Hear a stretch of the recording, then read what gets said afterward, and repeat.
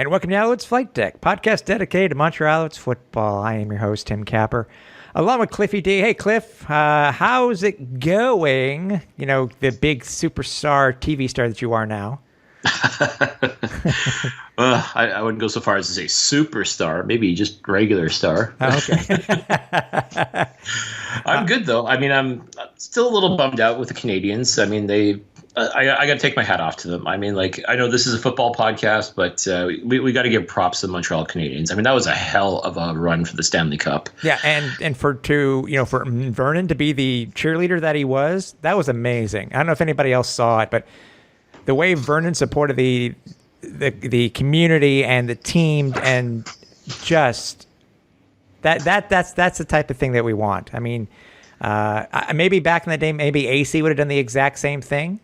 Maybe, but I'm sure he would have. But yeah, I thought it was cool. I mean, we're able to now talk about more football and camps. What?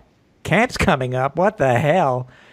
And a lot of changes. This is a very interesting episode, to say the least. But before we get to that, for those who didn't see, and I wanted to talk to you about it a little bit, about your experience, is about your experience in representing the podcast and wearing your merch. And by the way, with all honesty, dude, I think you chose the right thing to wear for that episode. Even though it was your long sleeve, it was the right thing to wear on the Rod Peterson show. But I wanted tell us your story here, because I remember we saw that Rod was going to be here for the 2 days leading up to the game one here, game one in Montreal. So game three here.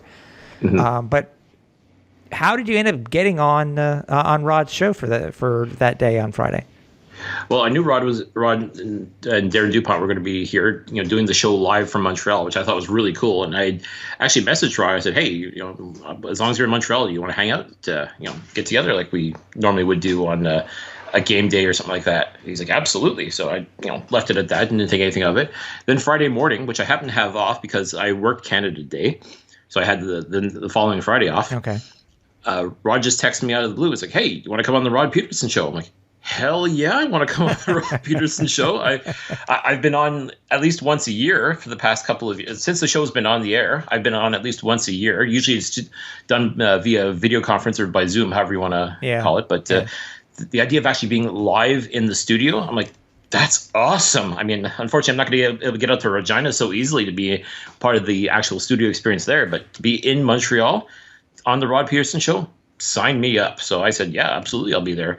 So I went down there. Rod had me on. Always a blast talking with Rod. We talked football, we talked hockey, we talked about just the vibe in Montreal itself, and it was great. Honestly, it was like sitting down with an old friend and just shooting the breeze. It was a really awesome experience. It was awesome to finally meet Darren as well, and just being part of that atmosphere was, I think, a really good experience. And I'm really glad I was able to represent the podcast, of course, and appreciate the shout outs we got for it as well. It was really awesome. People were also emailing and posting comments during the show itself, which Rod was reading on the air, which was also a really cool thing as well. To be a part of that interactive experience, it was really cool. I'm really appreciative that Rod thought of me to come on board. He was saying that he had asked a few Montreal media types to come on, and for any number of reasons, they were either out of town or just not comfortable being in doing anything outside of like a Zoom call, which is kind of crazy when you think about how far we've come and how far we still have to go still when it comes to this whole pandemic thing. But to me, it was like, you know what? This is a once in a lifetime experience, and I'm going to take full advantage of it. So I'm really glad I did. Once again, Rod, thank you so much for having me on the show. I hope I did you justice. I hope I did you proud. And, anytime that the Rod Peterson show wants to come back to Montreal, if we can do another collab, if you will, I'm all for it.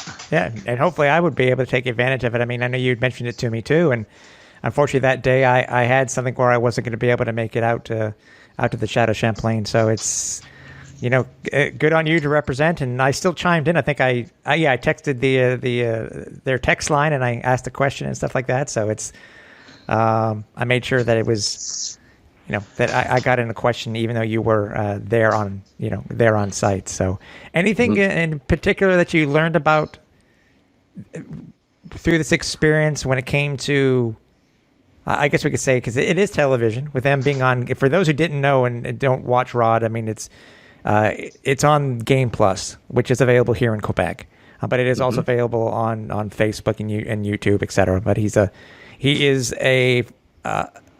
used to be, the voice of the Saskatchewan Roughriders, and so he does a daily sports show during the week, 2 hours each day, and he it's not just a Saskatchewan thing. He talks about everything. So it's something that I said Cliff has been on a couple of times. So he does talk about everything. But anything that did you happen to learn from this? Is something that was behind the scenes that you didn't know about, or there were misconceptions about?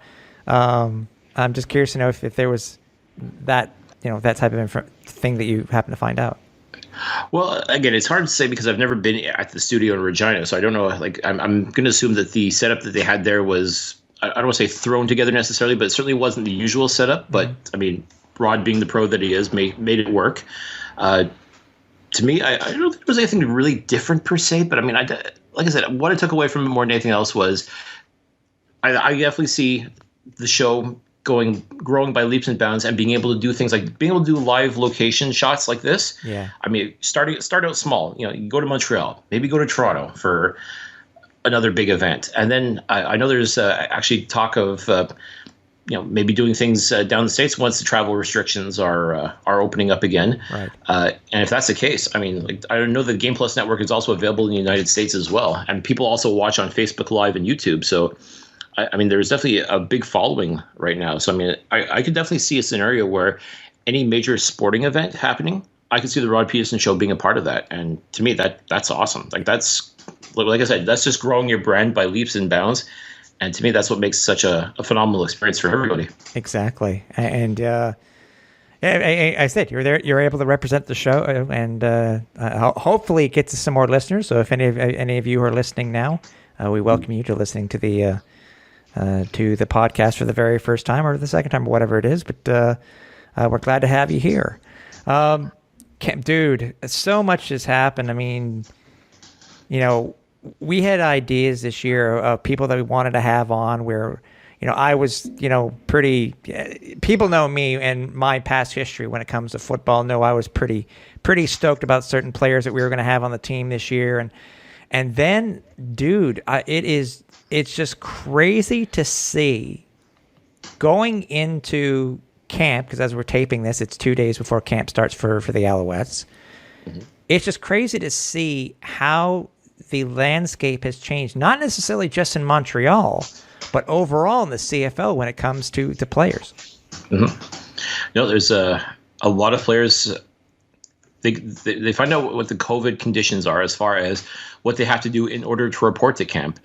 And a lot of them just kind of looked at it and said, you know what, this isn't for me. I'm opting out. I'm not going to bother. I'm going to take my retirement, and if things change, we'll see. But as of this moment, I'm out. And yeah, it's definitely surprising because, listen, certain players we had high expectations for. We were really excited to see finally come to camp because, let's not forget, folks, last year the 2020 season was canceled as a result of the COVID-19 pandemic. Mm-hmm. So there's a lot of players that got signed by the Alouettes, and we were really excited to see in training camp last year. It didn't happen. So the thought was, okay, well, next year, 2021, they're going to be in camp. It's going to be awesome. And lo and behold, whether it's through free agency or just deciding that a career in Canadian football just wasn't for them anymore, any number of reasons, a lot of these players have just decided that they were just going to take their retirement or just not bother playing at all. And it's disappointing. I mean, and I get it. At the end of the day, this is a job. These are professionals, but a lot of them have families. A lot of them have to think about the future, especially once they aren't able to play football anymore. And they've got themselves a pretty good job. Are they going to give that up for 6 months and have to face all sorts of restrictions and have to be told where to eat, what to do, where to sleep? All these, like, basically, I don't want to consider it like a prison, but at the same time, like, you don't have the same freedoms that most people do. And you take a look around at what's going on throughout Canada, especially too. A lot of the restrictions that were placed on us early on are now starting to lift or ease up at least. Now, for the most part, you and I can go about our business, with little to no problems. CFL players right now, like, they're in quarantine until camp starts. Yeah. They can't go out. They can't go to the mall. They can't go to a restaurant. All they can do is stay in their room, go down to the gym in the hotel, and eventually, once they pass, I think they have to have 3 negative COVID tests after 5 days or something like that, and then they can go to the practice facility. Yeah. And play. But that's it. Like, literally, that's it. So and we've seen news too come out recently that it looks like there are some ongoing talks, and we'll talk about this a little bit more. But there are some ongoing talks where it looks like the PA and the CFL are gonna, and I guess the local health agencies are trying to make this to reduce some of these hurdles, I guess we could say, for the players when it comes to what they're able to do and what they aren't able to do. Whether it's a vaccinated versus not vaccinated thing, or we don't know some of that, some of that information, but things are very fluid, and they seem that they could change at any time, just as easily as, as Quebec could change the rules when it comes to how many people can be in a certain location, how many time, where you can get, where you can join inside, or that type of thing. So it's going to be a very unique season. But I think what people need to remember too is that the NHL basically just got finished doing it. So it's I don't that's know. a whole different thing as well. And I'm pretty sure, imagine the players, Alouettes players that are coming into Montreal, knowing full well that the Canadians are in the Stanley Cup, knowing also that only 3,500 fans are allowed inside the Bell Center. Meanwhile, you've got at least 3 times that outside of the Bell Center, standing shoulder to shoulder, not everybody wearing masks. No. They got to be saying to themselves, what the hell? Like, I'm locked up here like a prisoner, and everybody else in Montreal gets to, dilly-dally about, and they can go and whoop it up in front of a hockey arena, and devil may care attitude, and I'm sitting here like stuck eating like whatever boxed food they bring in, and the only exercise I have is to go outside and into a little courtyard area perhaps, or even into like whatever these little gyms that they have at the hotel. Yeah. That's got to be frustrating as hell for these players. Folks, I hope you understand and appreciate just what these guys are going through just to be able to entertain you. So if you're thinking about if you're an Alouettes fan and you're not sure if you want to make it to the games this year or anything like that, you want to know if you want to get your entertainment values worth. Let me tell you right now, these players are making incredible sacrifices just to entertain you. So I swear to God, you've got to be a part of it. If you're allowed to be, you've got to be a part of this football team, in the stands as much as possible, as many as people allow, and tuning in and buying the merch and doing whatever it takes to support this team. Because quite frankly, these guys are sacrificing a hell of a lot just for you. Mm-hmm. Yep. Now let's go back because we're going to touch on this because there's a lot more to talk about when it comes to the rosters and all the changes, etc. The Alouettes. I was able to reach out to the Alouettes and get some information because the Alouettes really had not put out any information, knowing especially about camp when it came to fans, etc. What was going to be allowed this season and where they were going to hold it. So I was able to reach out to the Owls, and they contacted me, and they let me know, as we now know, is that no fans are going to be allowed at training camp this year, which is, by the way, being held over at the Olympic Stadium. Right. Not necessarily indoors, but I think anybody who's there, I think it was 3 years ago, Cliff? When they had it there specifically? Yeah, 3 years ago. Yeah, 3 years ago, where they had it on the field in between the Tower and Saputo Stadium. Mm-hmm. On that field there. So no fans are allowed to go because of the CFL protocols. And I know there are some restrictions, as I found out today, there are some restrictions when it came to even for reporters. Mm-hmm. So there will be some coverage. But currently all interviews are going to be done virtually. Mm-hmm. So what's your thought on that, Cliff? Obviously, as fans, we're bummed because I didn't spend as nearly as much time at camp as you did, but what are your thoughts when I basically told you what happened, and then I guess the team kind of confirmed, I guess today with the press release that I received, that it was going to be fanless for 2021. Mm-hmm. It's disappointing because I've said for years, like, this is the way you get fans excited about the upcoming football season, is letting them see these guys in action. And I get it. I get the fact that with COVID, I mean, there's so many things that have to change, and so many things you can't go back to normal just yet, especially when it comes to something like this. I mean, we're so accustomed to be able to go and sit in the stands like we normally would, whether it was at Percival Molson Stadium, at Olympic Stadium, or even back when the training camp was held out in Lennoxville. And then being able to interact with the players afterwards, like do the whole meet and greet. And, fans always like the fact that they can, get autographs and take pictures and all that stuff. And this year, that's just not going to happen, which really sucks because it kind of takes away from the thing that makes the Canadian Football League so special is just that fan interaction with the players. Like, that's the thing that helps build those relationships, helps forge the bonds between the fans and their team. Mm-hmm. And to be able to not have that, again, nobody's fault, really. I mean, it's just the unfortunate circumstances that have befallen us. And it's just disappointing more than anything else to at least not be able to watch. Like, I could understand if they said, okay, you can sit in the stands, you got to be socially distanced, but unfortunately we can't let you come and talk to the players. And okay, that would be a bummer, but all right, at least be able to watch the football action. But apparently no. Apparently that's not permissible. So it's kind of a kick in the teeth, to be honest with you, but I get it. I understand, and all 9 teams are like this right now. So It's not like any one team is like, haha, we get to watch our players and you don't. Like, it's nothing like that. Like, I mean, this is a league-wide thing. So I mean, like, nobody's being singled out, especially here in Montreal. No, and I'm bummed too. Obviously, I mean, I was willing to, and obviously at the time we thought it was going to be at Percival Molson, but I was willing to, and I think I still would. There would have been no thought of, it's like probably going to be like it is going into being able to sit in Percival Molson this year for the games where you're going to have to be masked, which I get. I have no problem with that. Me neither. So I wish, and it's not that many, and you can contest to this. I mean, not very many people did show up. Some did, but Percival Molson is such a huge place that we could sit almost anywhere we want. I mean, yeah, I mean, like I said, it's more the diehard fans that are going to be at camp. You're not going to get like 10,000 people watching a training camp session. That's just not going to happen. No, this isn't the States in high school football.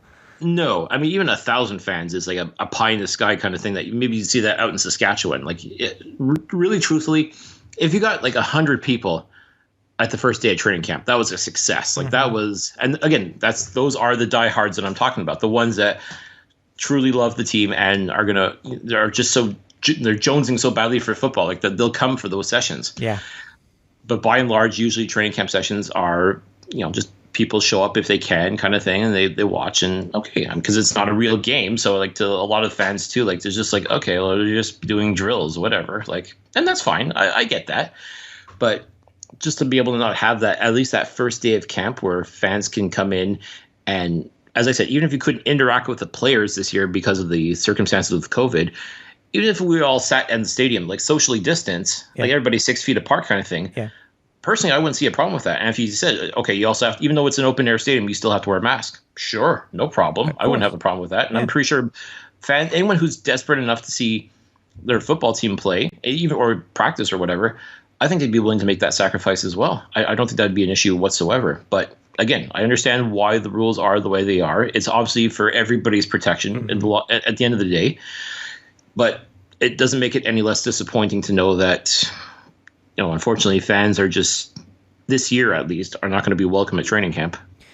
And it goes to my thought here, and I understand, again, there really wasn't anything. I think we kind of knew, but I think we, as fans, we were waiting to hear some sort of official announcement from the team, which I wish they would have done. I mean, it's yes, we can assume, that we could have gone in masks, et cetera, and even with the current, CFL COVID protocols, we just don't get to see the players, like you and I would normally do, and wait and say our hays and whatever when camp was out, the practice was over for that day. Mm-hmm. I am just hoping, that the Alouettes and their brass hopefully will let fans know. Really, and I understand when our first home game is, and I understand things are changing, but you really need to let fans know how the hell it's going to work and how many people are going to be allowed in stadium. If it is just going to be season ticket holders, okay, are seats changing? You know what I mean? They need to let us know week 1, which is our bye week. They need to let fans know. And again, I understand things can change on a dime. But if you're stating that you're going to allow fans in, I mean, usually you're seeing, I'm seeing stuff in the news where, Edmonton's looks to have this huge opening party versus Ottawa in stands, and they want to sell 35,000 seats.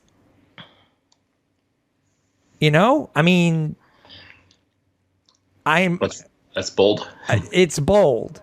Now, mind you, it does seat 55. Are they still going to space them? I don't know what's happening. So, and I understand each province is different. But Alouettes, execs, you got to let the fans know. You can't just assume and, we're a week before the game comes up, oh, this is how we're doing it. You really can't do that this year. No, and again, I see practically every tweet from the Alouettes from their Twitter account contains that link about, make sure you're there live this year. Like really pushing to sell those season tickets and such. And which, again, they should be. But at the same time, too, like, okay, that's all well and good. But once you've invested, now what? Tell us how.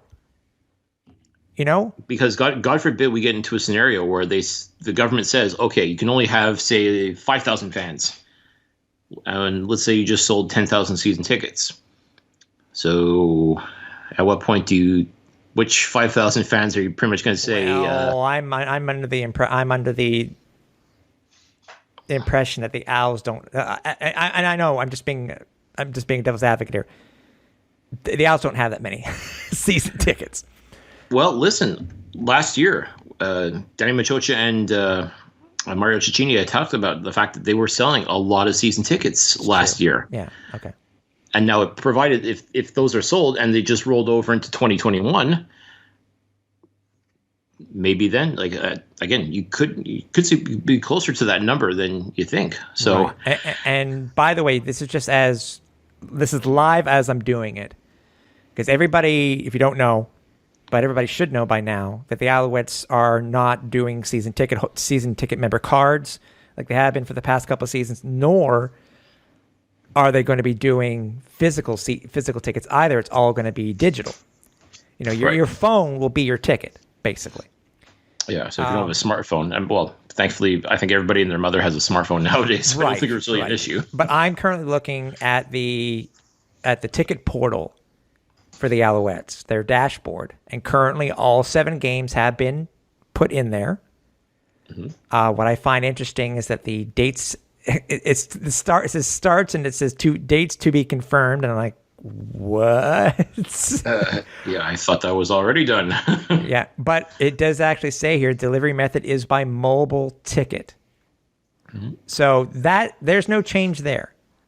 No, it's just a matter of you need to let us know. I don't think every season ticket will make you think of doing what I'm doing right now. You need the team needs to just keep us up to date and let us know ASAP. Yeah, absolutely. I think it's imperative to be as open and transparent, especially as things change, because, like you said, things could turn on a dime, and they could go in the bad way or the good way. And we're obviously hoping for the good way, making sure that everything improves so that, as the season goes on, that, let's say you start with 5,000 in the stands, we increase to 10,000 and 15 and 20 and so on. And then next, hopefully by the end of the season, we're selling out every game because the Alouettes are playing so well. That's the hope.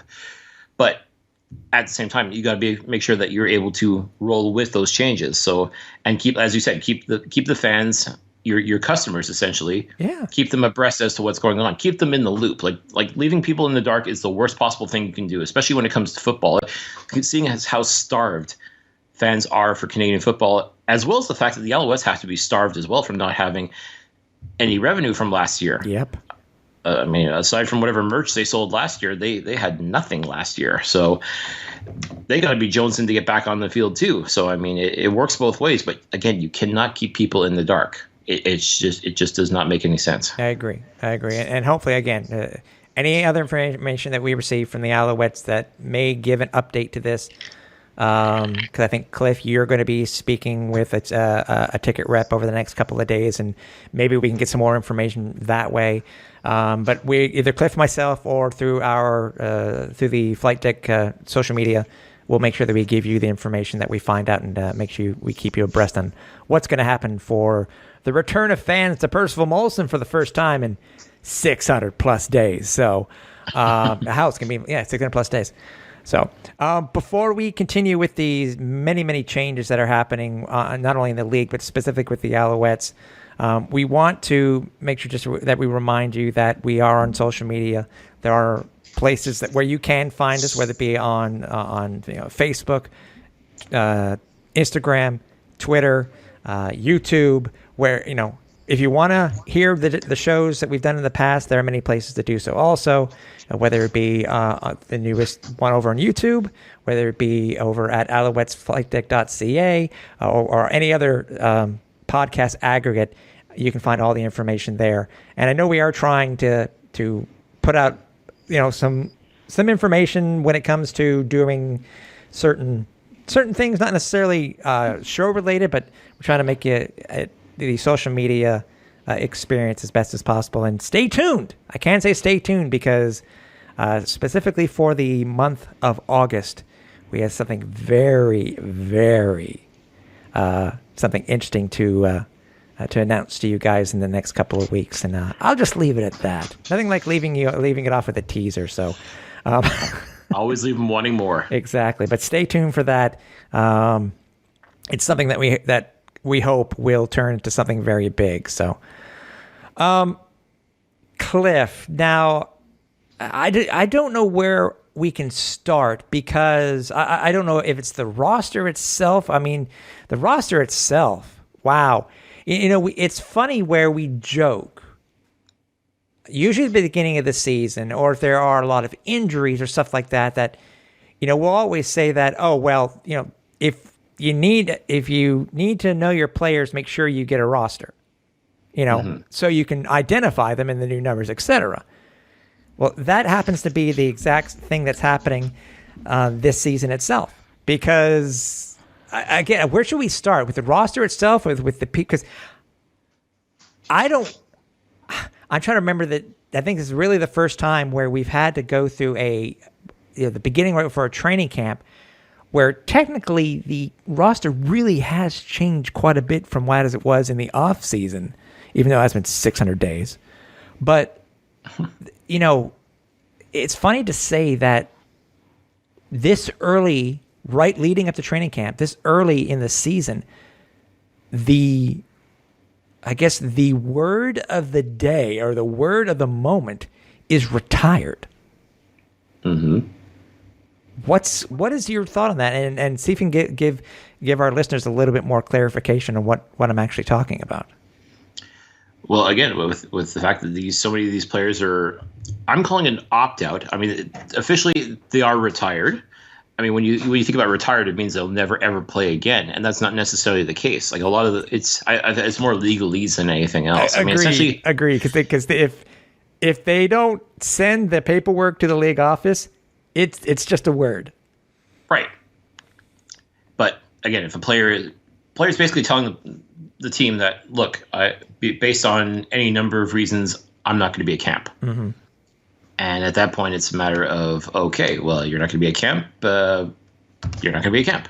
So how do you work that? So essentially, you just basically tell them that, okay, they've retired and that's it. We move on. There's other players that will take their spot, kind of thing. Mm-hmm.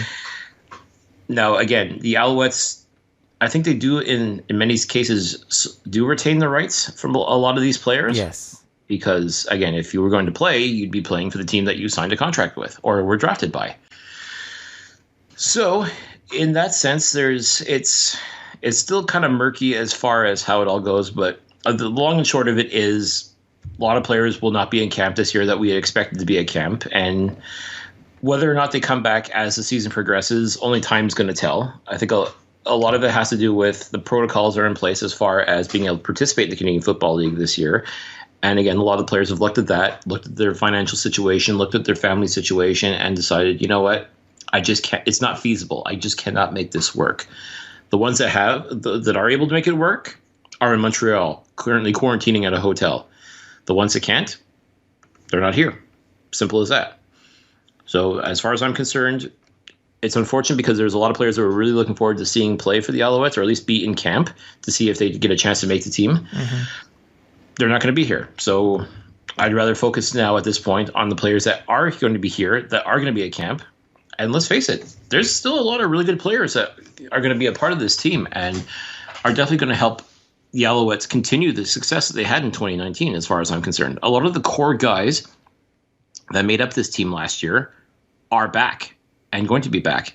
And I'm really excited to see what they do, especially with the new players that are coming on board, and see how they interact with this nucleus that's already in place. Mm-hmm. To me, that's the one story that going into this training camp that I'm looking forward to, is seeing a lot of these additions that Danny Machocha had made. And let's not forget, he took over this team just before COVID hit.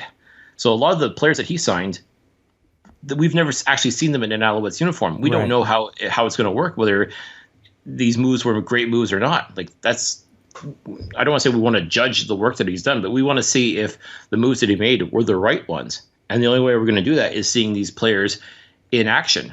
Now we're finally going to get the opportunity to see that. The players that were drafted last year that never got a training camp, never got a chance to participate in the season, this is their time now, in addition to the 2021 draft picks that are going to be in camp. There's a couple that won't be in camp because they've already stated that they're going to be staying.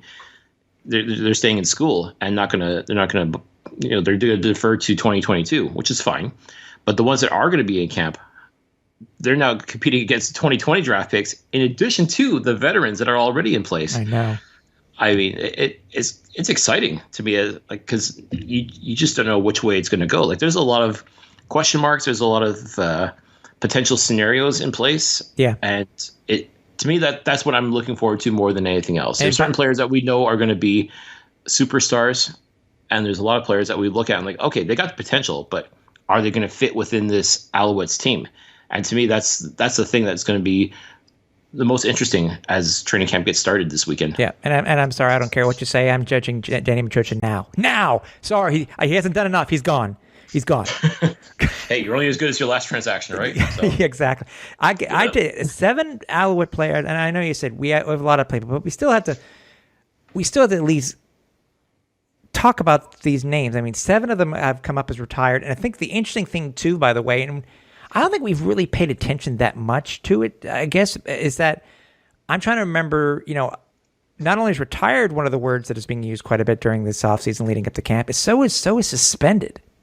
Mm-hmm. And usually we think of suspended as something that, something nefarious, that they've done something wrong or whatever it may be. But that's not necessarily the case this season. No. Because they can't make it to camp for whatever reason that they've been suspended. Right. So, but first, and there are some huge names, and we have to at least give them their due on these players that did retire. I mean, I'm just looking at these names right now, and I'm like, what? And this is just since June, the end of June. Mm-hmm. Andrew Becker, a national O-lineman. Hugo Richard. Now that one popped. Did that surprise you at all? A bit, just because again he made his bones as a quarterback, and obviously with the Alouettes, well, any CFL team really truly only being able to designate 2 players as a quarterback. Mm-hmm. The curiosity for me was going to be how are they going to get Richard into the game if need be, if they had him as an emergency quarterback, right. But obviously he would have to be listed as another position. I know he had been taking some reps as safety back in 2019 on the practice squad, and God forbid, I guess, you want to keep him available just in case, God forbid, either Vernon Adams or Matthew Schultz goes down to injury. But now I guess he just thought with the situation like that, and also too with the idea that there's only 2 quarterbacks that can be dressed. I don't know how insistent he was about being a quarterback in the Canadian Football League, but I wonder if that was one of the many reasons why he decided that it just wasn't worth trying to pursue, going through training camp and going through the rigors of training camp just to be told that, yeah, we don't see you as a quarterback anymore. We see you as a safety or a linebacker or something else. And, maybe if someone gets hurt, we might be able to throw you in as quarterback. Did he think, though, that he was going to become like another Brad Sinopoli? I never got that impression. I think it was a matter of I really who also, by the way, retired.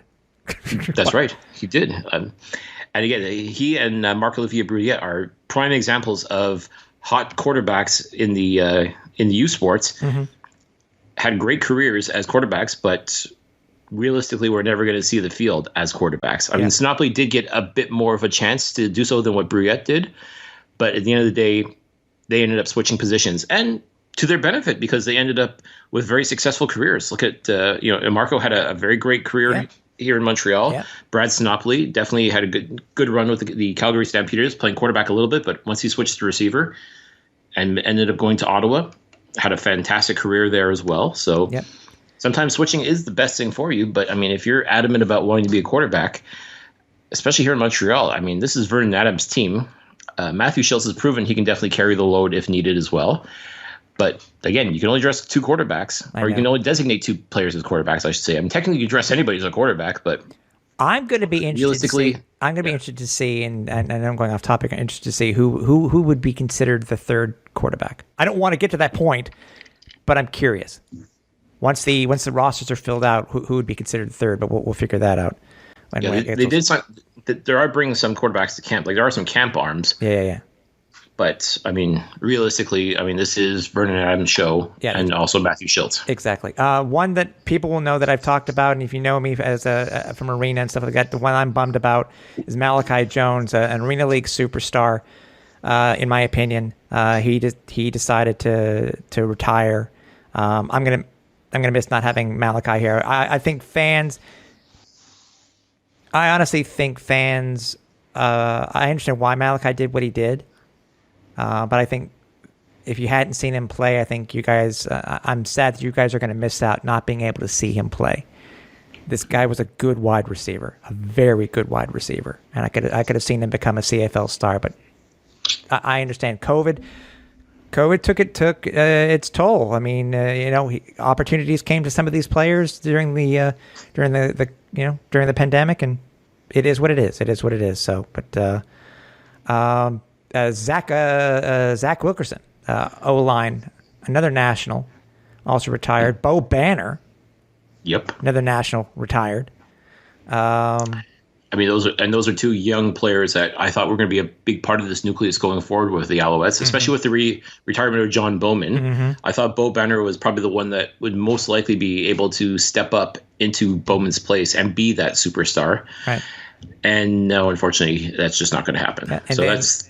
That's a bummer. And then somebody we just spoke with recently during the offseason, Nataya J, he also retired. And by the way, that's 2 wide receivers right there. And I was like, what? And let's not forget, too, Nataya is a national receiver. Exactly. So, that is going to be a big question mark. That was, when you talk about some of the topics that are coming up as far as training camp goes, one of the big things for me was going to be national receiver. Because you had guys like Felix Faubert-Lucier, who also announced his retirement. Yep. So, initially your first thoughts are it's either going to be Faubert-Lucier or it's going to be Nataya J as far as the national receiver position goes. Even though you've got some really talented youngsters like Kion Julian Grant and Chris Osikuse, who, again, given the opportunity, are going to become playmakers. Mm-hmm. But, obviously you want to go with the skilled veterans. And that's what Ajay and Faubert-Lucier were. But now with them out of the picture, someone's going to have to step up and be that national receiver. So now, to me, that's going to be one of the many interesting stories going into this training camp is who's going to step up and be that national receiver for the Alouettes. Exactly. Also, I don't think any of us saw this coming either. Martin Bedard. I kind of saw the writing on the wall, unfortunately. You? Okay. I got nothing but love for Marty. He was a big part of those 2 back-to-back Grey Cup championships.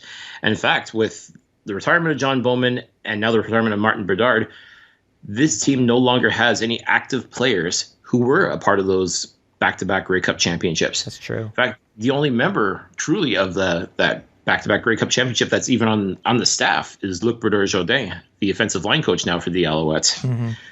And Anthony Calvillo, who's also an ambassador, but he's not part of the staff, so to speak. But I digress. Being a long snapper is such a, they always seem to have long careers. You look at the NFL, you look at CFL, they all seem to always have long careers. They don't. Are they really? I don't think they're a dime a dozen. I mean, who is our long snapper? Who was our backup long snapper last year? 2019. Well, that's the thing. A couple of guys were actually taking reps as backup snapper, but our current snapper now, as by default, is Pierre-Luc Caron, who played for the Calgary Stampeders and was signed with the Alouettes in free agency. Okay. So Montreal managed to replace a Quebec-born long snapper with another Quebec-born long snapper. So in that sense, I don't think the Alouettes are going to miss a beat. But like I said, I've been a huge fan of Marty's for a long time, and it's, I get it. Like you said, COVID's taken its toll on everybody, really. And it's, it would have been nice to see him kind of go out for at least that one last game, like that one last home game to say goodbye to the fans, kind of like what LBJ did in 2019. Yeah. But I mean, that's just the situation we're in right now. So it's unfortunate, but definitely wish Marty all the best because, as I said, just an absolutely fantastic human being and a great player on the field as well. That's the thing about long snappers too, is you don't notice them until they're not playing. Yeah. Because when someone comes in, especially when they're cold, you notice right away. Like a good long snapper, they're not a dime a dozen. Just to let you know, they a good long snapper is hard to find. So if you find one, you keep them, and that's what the Alouettes did for years with Bedard. But I think they'll be okay with Pierre-Luc Caron as well. I think I don't think they're going to miss a beat in that regards. Also, we're talking about, as you said, Felix Faubert-Lucier, and also somebody who was put on suspended, by the way, on the 6th. Was actually transferred to retired, and that was Jason Lozano Seguin. Yeah, and a lot of people were really expecting him to become a huge part of the offensive line here in Montreal. He won a Grey Cup with the Red Blacks in 2016. Had a very solid career in Ottawa, but sometimes that you get a taste of that home cooking. So I guess he wanted to be back in Quebec. So I was very curious to see how he was going to fit in with this line, and lo and behold, he ends up retiring as well. So that I won't say that's a massive loss for the Alouettes. I mean, it's tough because this offensive line is a very cohesive unit, but also one that's seen a lot of change as well. So now I'm curious to see who's going to slot in for tackle, because that was assumed. It was basically his job to lose the right tackle position for the Alouettes. But now we're going to have to see if some of these youngsters like Samuel Thomason or Sean Jameson, who's these guys are typically guards, are they going to slot over to the tackle position? David Foucault also, who's not a rookie, but for years he's been a guard out in BC for the Lions. Does he swing over to tackle now because he's got the experience at least? So, I mean, once again, this is another one of those scenarios where you don't know what's going to happen, and you won't know until training camp gets underway. Yeah, and we were talking about wide receivers before for national wide receivers. Luckily, and I think this was a surprise to both of us, is that, because you actually had to point it out to me because I actually missed it the first time, was Rashawn Simonize. Mm-hmm. He is a national wide receiver that the Owls signed on officially signed on the 30th of June. And I was very surprised because, how do you not notice an arena player? Well, hello. To be honest, his cup of coffee, even though he technically was the first ever U Sport player in the Arena Football League, he didn't have very much of a cup of coffee with the Baltimore Brigade. So I knew the name. I remember making a huge big deal out of it on the other site that I work for Arena Football. But yeah, I dropped the ball. Sorry, coach. What are your thoughts? And we talked about it before.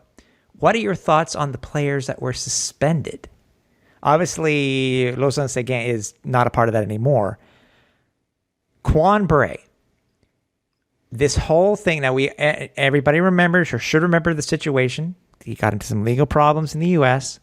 Was, by the way, he was always on the roster. If I remember correctly, even though he was in some legal problems, the Owls never suspended him.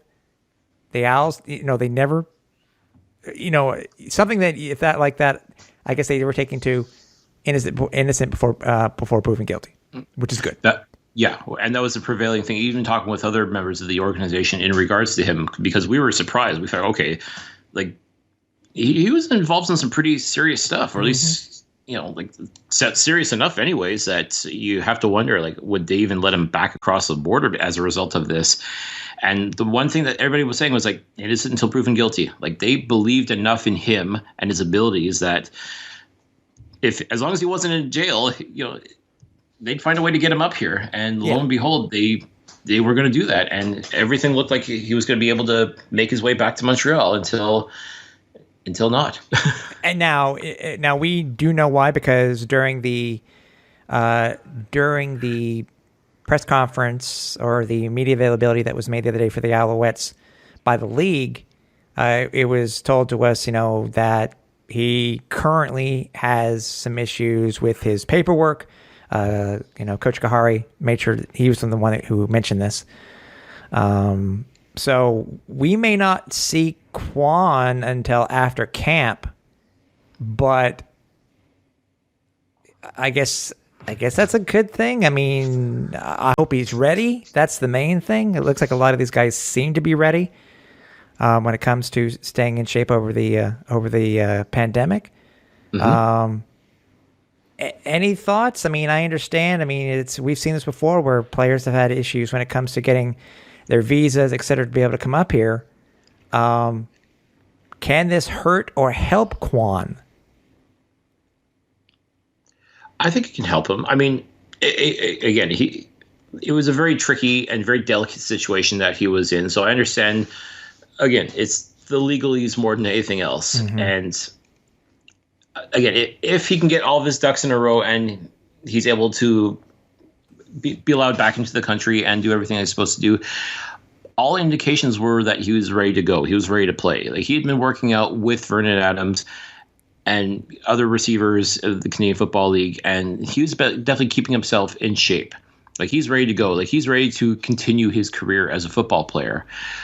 Whether or not the Canadian government's going to let him into the border in order to do so, once again, this is, I guess there's a lot of red tape to get through, understandably. So right. If that's the case, if he is able to get through and come across, and it may not be until after the season gets underway, so be it. I mean, like to me, like we saw what he did in 2019. He was a phenomenal player. I think he's got potential to be one of the superstars here in the league. Yeah. Like I said, I hope he learned his lesson as far as what went on with his situation down in the States. Hopefully he's gotten past that, and we can all get past it and move forward.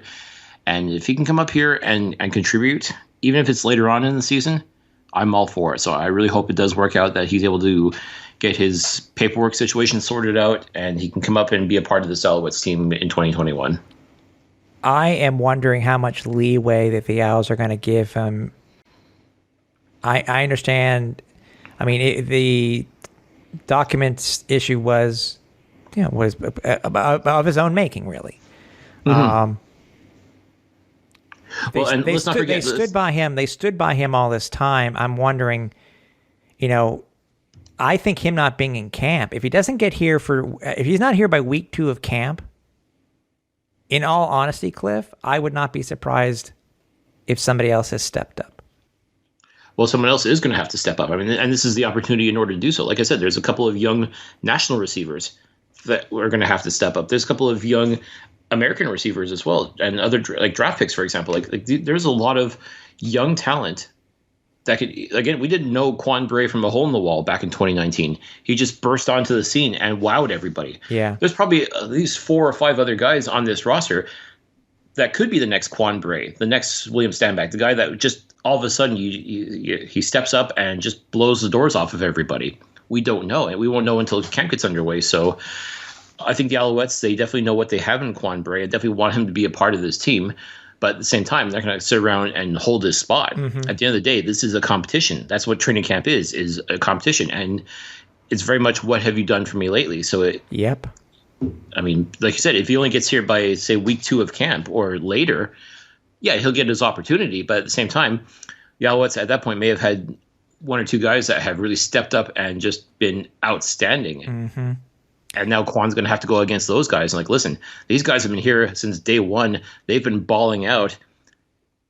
If you can beat those guys, yeah, you got your spot. But it's not going to be easy, especially considering, he's going to have, like, he gets his paperwork cleared. He's going to have to do the quarantine thing. Yeah. And all that. Like, that's the thing. I know. Like, time is ticking kind of thing. So, realistically, I don't know if it's going to be. It just may be one of those things. Like, he may have to wait until after camp is done, and at that time, perhaps his spot will have been taken by someone else. And at that point, it really is going to become another competition within the competition. Yeah, because are they going to drop somebody if he goes onto the taxi squad? I mean,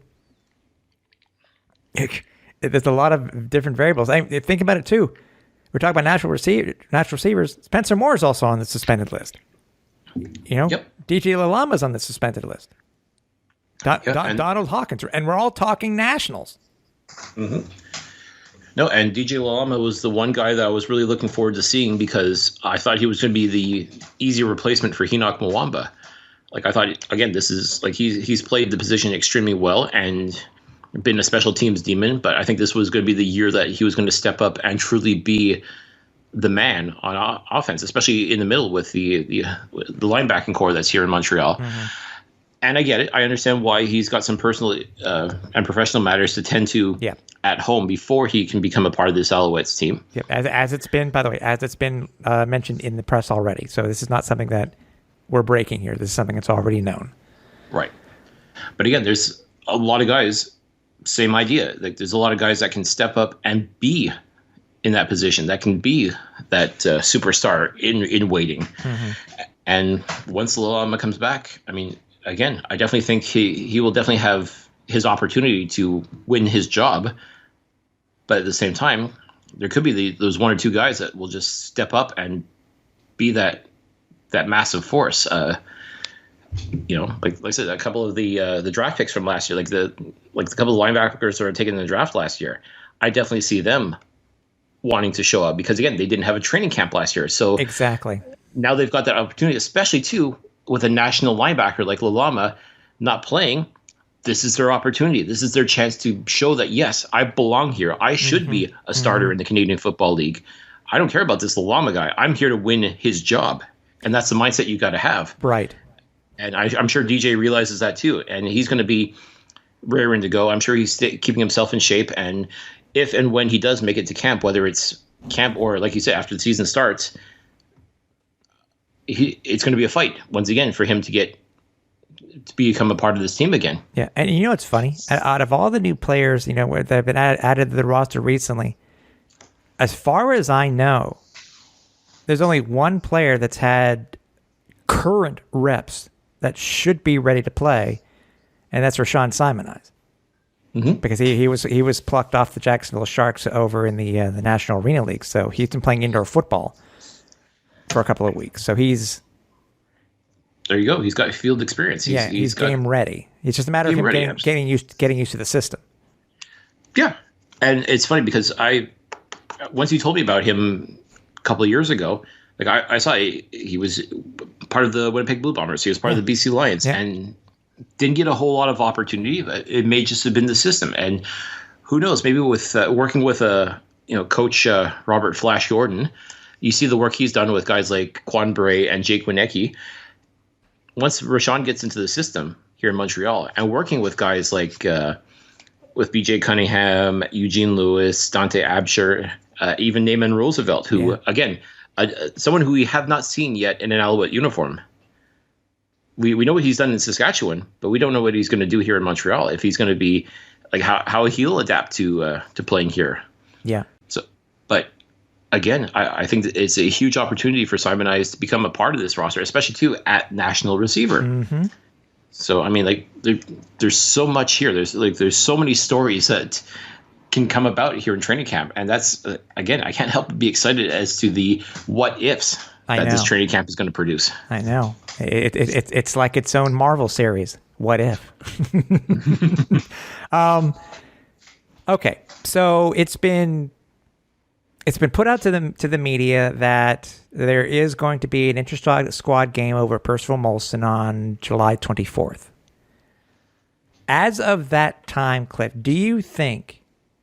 how much do you think that, because if you think about it, the Owls basically have an extra week. It's not like they're not going to practice during their bye week. How set do you think the team will be as of the 24th? Because obviously, again, it's just an inter-squad game, but at least it will be reps. There will be referees. There will, I mean, hell, it's big enough that they have to move it to Percival Molson. Mm-hmm. They're not going to stay over with the Big O and play. Well, and also, too, it also gives you as a player, it gives you the impression of playing on an actual CFL field and being in that mindset, that environment, that under the lights, too. Yeah, so to speak. Yeah. What is concerning me, and you and I were talking about this before the show, is injuries, because camp's already opened for a couple of teams in the CFL as we are taping this. Well, not officially. Like they're as I said, once you reach your protocols with COVID, as far as your negative tests and all that, you're allowed to go to the training facilities and not necessarily practice, but you can not necessarily practice, but you can train. You can do some football things. Like, I mean, it's not actual training camp. But what concerns me is hearing the news today that 4 players alone from the Saskatchewan Roughriders all suffered Achilles injuries. Mm-hmm. Now, you and I were talking, again, as I said, we were talking about this before the show. We were trying to remember what it was like, because remember, there was no preseason for the NFL this past season. And we were trying to remember if there were this rash of injuries at the very beginning. Mm-hmm. And for the teams, at least the team that I follow and the team that you follow, I think there were some, but not to this extent. I would have thought that these we understand Achilles injuries can occur in any way. Any injuries can happen at any time. Mm-hmm. Let's not forget Darren Durant, when he was playing for the Saskatchewan Roughriders. Right. He tore his Achilles just doing a three-step drop. He just planted his foot, and he stayed there. Exactly. Like he frozen practically, because he heard the pop and he knew, okay, this isn't good. He was going into this. I mean, these players seem to be ready from what we've seen on social. They've been doing everything that they need to get into shape, but are they really in game shape? I'm just worried that not just the Alouettes, but what's happened in Saskatchewan is going to be a camp story. It can be across the league, and that's what scares me. It should scare everybody. It should scare not just the fans, but players as well. They've really got to take care of themselves. I mean, you can do all the training you want, and it doesn't replicate an actual game time experience. No. And not having a preseason definitely is going to be tough in that regard. And that's why I'm so happy for that inter-squad game. Because with the CFL and the provinces nixing the rumored, well, they weren't rumored. They were, I'll say rumored. The rumored intra-squad games between, originally it was Saskatchewan and Winnipeg. I think that was the one that was most talked about, and Ottawa and Montreal. They're going to be going against each other. We've been to intra-squad games before. To scrimmages before. Mm-hmm. When the Owls held one, where was it? I was there. Well, they have them every year at training camp. No. Where they made a big deal about it, and they invited fans to come out. Where was it? And they bust them out. Where was that? It was in St. Hubert. I think it was in 2017. Thank you. That's where it was. So, Camp's going to be interesting. I'm finally glad that they're on the field. They're going to be on the field. But it's concerning. I hope what happened in Saskatchewan is not a sign of what's going to happen across the league. If it is, then we're definitely in a lot of trouble because, I mean, you've already invited so many players to camp. So many players have already declined going to camp. Mm-hmm. So, I mean, it's that next man up mentality. So you sign lots of players, knowing full well that some of them are just not going to make that trip, and the ones that do make it, they got to be ready. That's all there is to it. I mean, like, yeah, you can be in phenomenal shape, but injuries are going to happen. I mean, it's just a matter of just taking care of yourself, making sure you want to put your best foot forward as far as impressing coaches and proving that you do belong on the team. Yeah. But at the same time, you got to take care of yourself. I mean, like, especially when Achilles injuries, and it wasn't even training, like, it was just training sessions that these guys get hurt. Like they weren't even lined up against like other players, like even just like, you know, like it boggles the mind. That's really what it comes down to. It's so difficult, and it's such a hard thing to wrap my head around. It's like, wow, yeah, and this could happen just as easily in Montreal too, and invariably it will happen. Like, people are going to get hurt, and people are going to get cut because they're not in shape. But at the same time, maybe if someone gets cut, they're probably going to be told to stick around because you know that these injuries are going to pop up, and that could be your ticket back in here. Mm-hmm. But man, I again, this is why I feel for these players. Like, they're in such a tough situation, and the fact that they're here and willing to do it, I think, just speaks to how badly they want it, how badly they want to be on a football field this year. Like, as badly as we want our Canadian football, we want to be in the stands and watching our teams play. These guys want to be on the field playing for us just as badly. So the only thing I can hope for is everybody just stays healthy and just does everything they can to, you know, put your best foot forward, be the best player you can be. But at the same time, you got to take care of yourself, take care of your body, and make sure you treat it properly. Yeah. Before we finish up the two more subjects that we want to talk about, we're gonna one Alouettes related one we're gonna leave till last because I think it's where it deserves to be to end the show on. We have to at least talk because it's been the whole talk of the league in, you know, over the past couple of days, and obviously it was a newsmaker.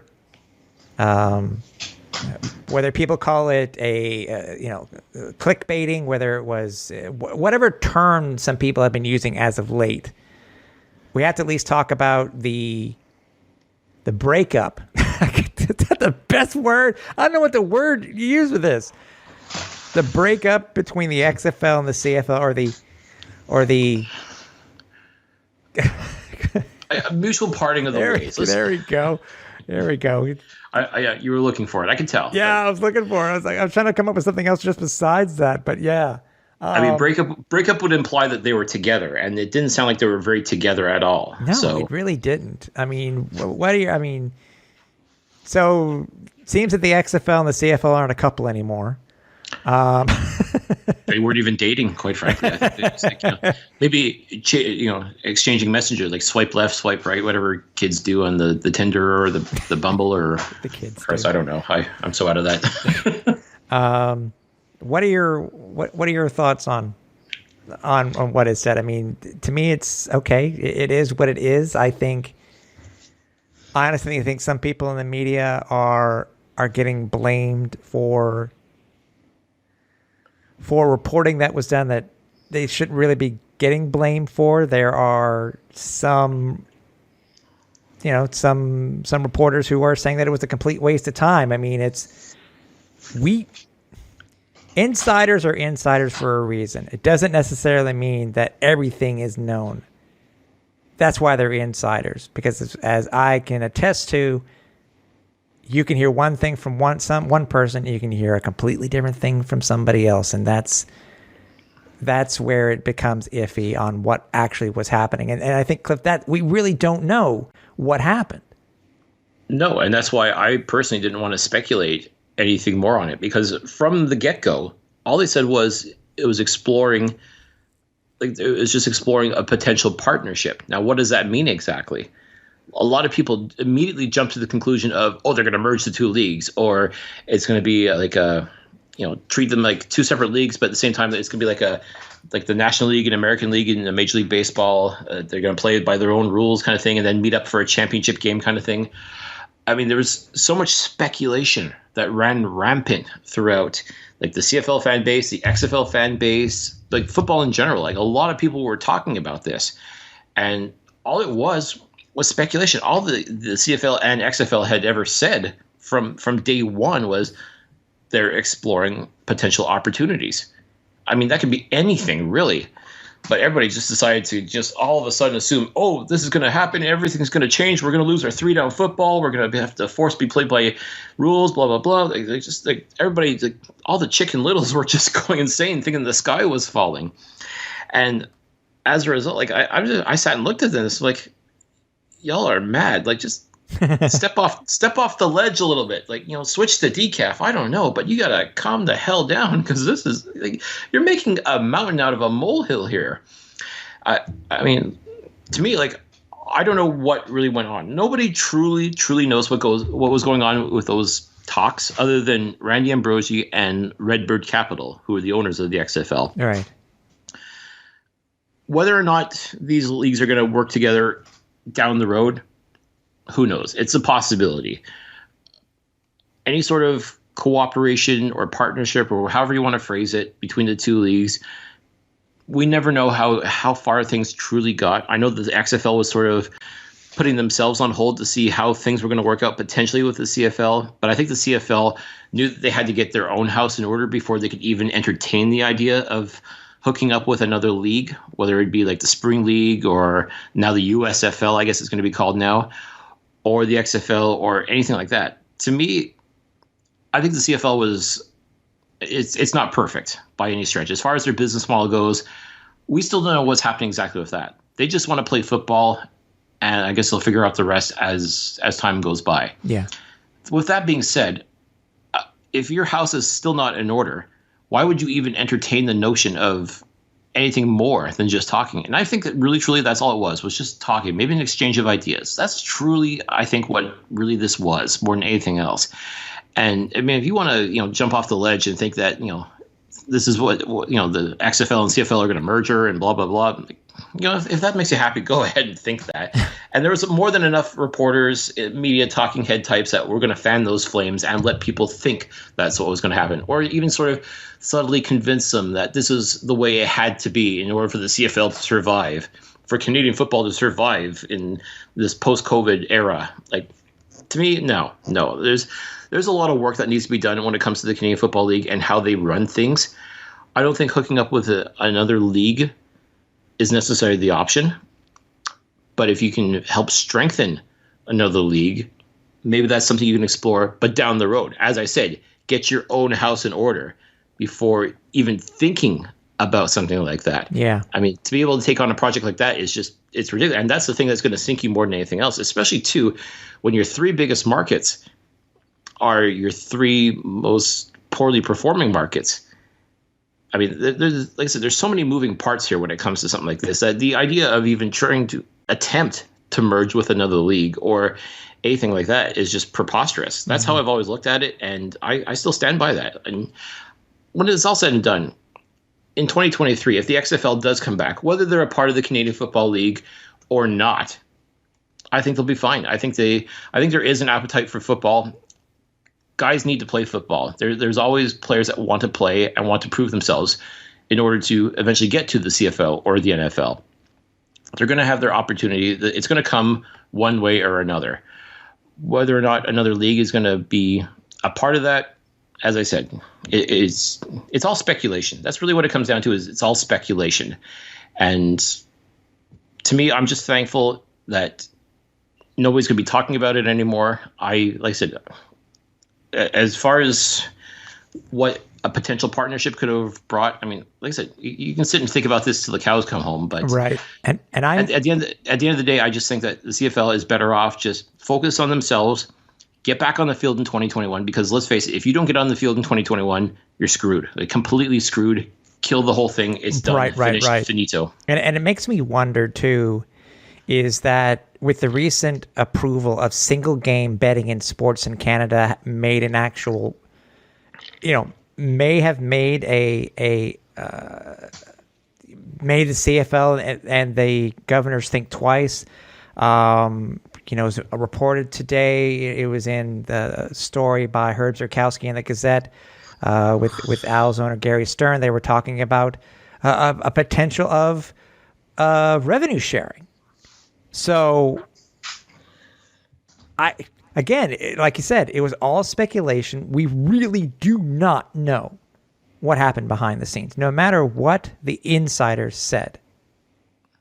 But it's funny. I'd kind of forgotten about it until it was brought up again, because I honestly think it didn't think it was going to go anywhere. And yes, I will admit I was one of the ones that was, I was kind of, I don't cautious. I was cautious. I don't say I was worried, but you don't want to screw. This. Don't screw with the Canadian game. Mm-hmm. But I got a feeling there are a lot of variables that led into them parting ways. Right. So, and again, like when you start getting into the whole notion or debate that they're going to be changing the rules, that you're going to have to make it more Americanized, or the XFL is going to have to become more Canadianized, and then how do you deal with the ratio and all that? It's like you're putting the cart way before the horse with that. I mean, because as you said, and this is what we've been told us essentially all along, but whether you don't want to listen to is that's up to you. They're just talking. That's all it was just talking. Yeah. And that's fine. I'm all for that. Like, and if there was maybe some great ideas that the CFL had or the XFL had that maybe could help benefit each other as far as like marketing goes, as far as, how the game is played and all that, and how to make things better. There's so many avenues that this could have gone down that may still end up going down that road eventually. But to me, I think it was kind of a non-starter, especially too with the CFL not playing last year, the XFL not playing this year, and now not until 2023. I mean, there's still so much to even consider before you even think about possibly considering playing or merging or any of that stuff that everybody was panicking about. I think it was all sound and fury signifying nothing at the end of the day. And ultimately, that's really what it was just, okay, we're just going to leave this alone. CFL is going to go do their thing. The XFL is going to do their thing, and leave it at that. Yeah, exactly. And I think ultimately it's going to be better for everybody that way. CFL now has to realize, though, that they have to get their shit together. Let's put it bluntly. Get it together. You've got 9 teams. All 9 teams should be profitable. All 9 teams there should be fans in the stands, lots of fans in the stands. This should be a successful league. This league has so much potential to be great. And it's just a matter of now they have to realize that and take the steps necessary to ensure that this league is profitable for years to come. It can be done. It's just a matter of taking a good long look at yourself. And I hope that's what they've been doing during this whole time off. And we've said this before, is you really got to take a long, hard look at yourself, how things have been going. And you have to realize that it can't stay the same. Changes do have to be made. And I sincerely hope that as we're getting ready for a new season to get underway, as players are getting ready to become a part of this league again, as fans are getting ready to become a part of this league again, I really, truly hope that the Board of Governors, Randy Ambrosie, all the people behind the scenes that make this league run, I really, truly hope they realize that they now have an opportunity to recapture that audience that they lost. But they're going to have to change the way they do things and do whatever it takes to make this league profitable again. Exactly. Before we go, just a quick thing, because especially with the subject that we're going to be talking about, I feel I didn't put it in anywhere else, but I just want to remind everybody, you can, when you go, I'll just put it this way. If you go to alouettesflightdeck.ca, if you want to have look at some of our merch, you can do so. There is a link there on that page. I said, with the current subject that we're going to talk about now, I feel bad saying it any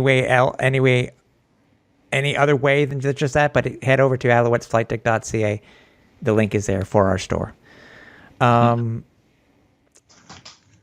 In a time where, we've been living through the pandemic, it you hear about a former player, and this is the second former player. That's what boggles my mind, Cliff. That has died from this horrible disease. You think of a disease, and you think of something that hopefully can be. There's a cure or a partial cure. I mean, even with cancer these days, there is some hope that you can get rid of it and live a normal life. But unfortunately, when it comes to ALS, or what some will call Lou Gehrig's disease, the disease is relentless, and it does not discriminate in any way, shape, or form, does it? It's just, when we hear of a passing of anybody, it's obviously it's sad. Mm-hmm. But then we hear of a passing of a player that both you and I watched and represented this team very well in the game so well. To hear somebody to die at the age of 54 is heartbreaking. But also to hear, and it's something that people have known about because he was open about it. And when I think they said he talked about it and came out with it in 2013. I think that's what they said, that he had ALS. But Michael Souls is a part of the CFL lexicon, a part of the CFL family. He's part of Alouettes Nation.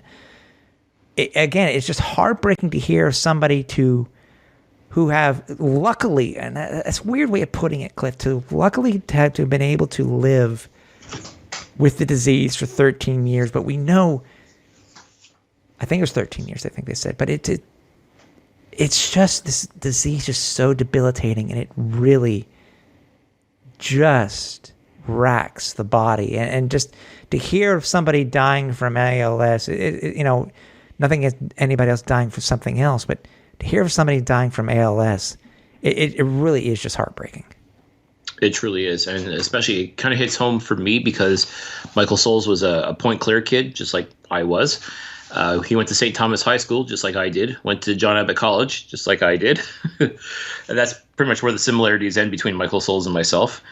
But my God, he had such an excellent career, won a Grey Cup championship for the Edmonton. Well, I guess we were talking about the past. We can still say. Yes, I would say you're fine. All right. The Edmonton Eskimos, the Edmonton Football Club, whatever you want to call him. He was not an elk. I mean, he's being revered now as a former elk, but he never actually was an elk. But again, semantics. But for Michael Souls, when he played football, I mean, he played with heart. He played with grit. And I remember when the Alouettes came back when the Alouettes were reborn, when the Baltimore Stallions were reborn as the Montreal Alouettes, I remember it's funny, being able to get that Canadian content. And how do you not have Michael Souls, the Montreal kid? How do you not have him be a part of the Alouettes? It was exciting to see that he had come home, so to speak. Mm-hmm. Especially interesting, too, especially with Danny Machocha signing so many Quebec-born players and drafting so many Quebec-born players. And he kind of gets dragged for it a little bit, but I mean, this is nothing new for the Alouettes. I mean, and this was a feel-good story for Michael Souls to come back and play for his hometown team after doing so well out in Edmonton for so many years. For him to essentially finish his career in Montreal and become a part of that rebirth of football here in Montreal. And again, once he was diagnosed with ALS, I remember it was actually during the height of this whole ice bucket challenge thing that became so popular back in the day. Yes. And I even remember the ice bucket challenge I did. I actually gave a little shout out to Michael because we knew he was suffering from this, or he was just diagnosed with it, I should say. So it felt good to be able to be a part of that challenge and also just sort of give a little nod to him, letting him know that, we're thinking of him, we're praying for him, we're, keep fighting the good fight kind of thing. And my goodness, he kept on going and he fought this disease with everything he had. And it's unfortunate that unfortunately he lost his battle. It's like you said, a disease like this does not discriminate. It took Tony Proudfoot from us as well. Mm-hmm. Yep. It's kind of bitterly ironic that the disease is called ALS or ALS. I know.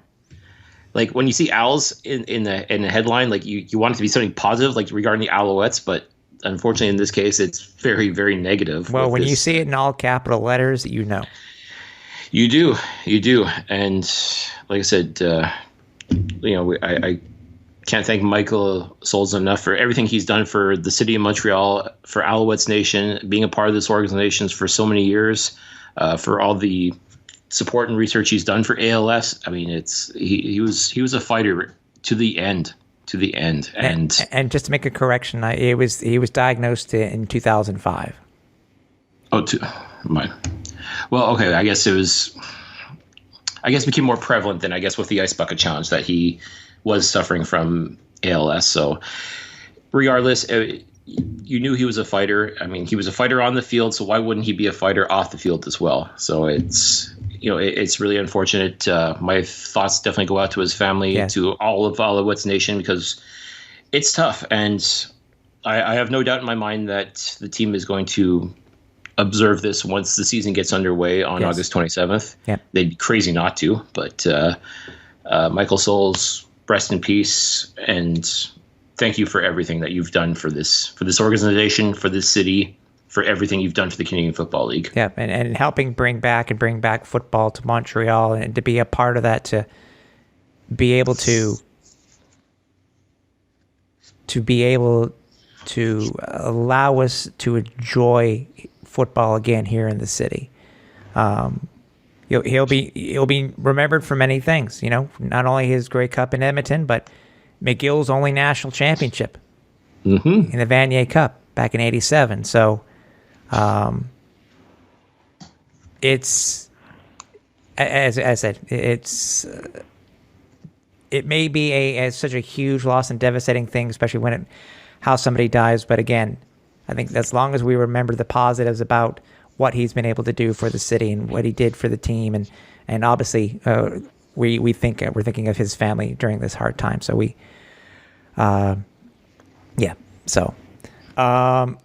such a way, I know it's not, try not to end a show on a downer, but I felt that it was necessary for us to give more than just a little bit of a blurb or a shout out, or for something mention in passing. Exactly, yeah, for something like this. So we will be back. We're really excited about what's coming up for training camp. It starts in the next couple of days. Please stay tuned to all of our social media outlets, and for any breaking information that we do come across. But Cliff, I'm happy football's back. We may not be able to go to camp, but I guess we'll be living vicariously through all the reporters who happen to be able to go to camp, which we just recently found out. So which is kind of good. So, well, that's it. And here's hoping that the team takes, with this in mind, knowing that the fans cannot be a part of the training camp experience, I really hope they step things up as far as their coverage goes.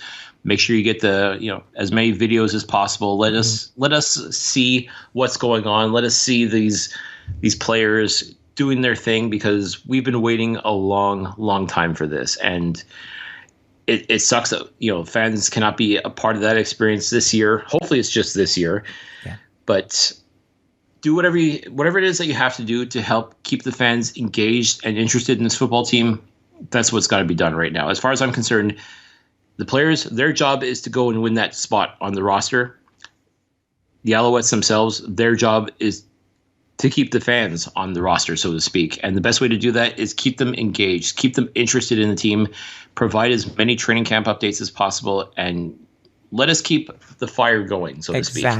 Exactly. So we'll speak with you very soon. Stay tuned for a very special episode in the very coming future.